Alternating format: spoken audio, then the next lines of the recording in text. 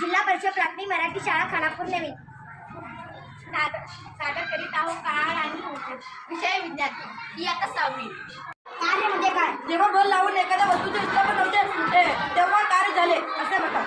सारखे चंद्राचे विस्थापन झाले तरी ज्या कार्य जास्त बल लागते ते कार्यही अधिक असते. सारखेच बल लावून जास्त विस्थापन लागते ते कार्यही अधिक असते. आणि सारखेच बल वापरले असताना जास्त विस्थापन झालेले कार्य अधिक असते. कार्य मोजण्यासाठी बल आणि झालेले विस्थापन दोन्हीचा विचार करावा लागतो. ऊर्जा म्हणजे काय? कार्य करण्याच्या क्षमतेला ऊर्जा म्हणतात. कार्य आणि ऊर्जा जीव या एककात मोजतात. कार्य आणि ऊर्जा जीव या एककात मोजतात.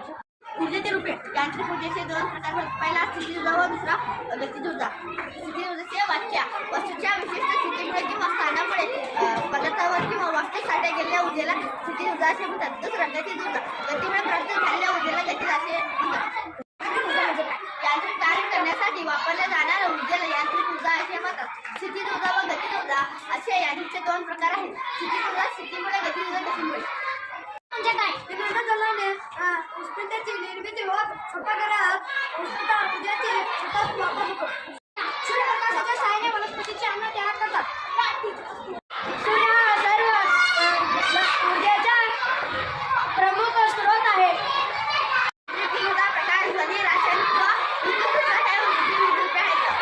आणि उदाहरण असल्यामुळे स्थितीज ऊर्जा असते ते खाली येत असताना स्थितीज ऊर्जेचे गतिज ऊर्जेमध्ये रूपांतर होते. असे गणित केले तर पाठात पडेल की त्याची गतिज ऊर्जा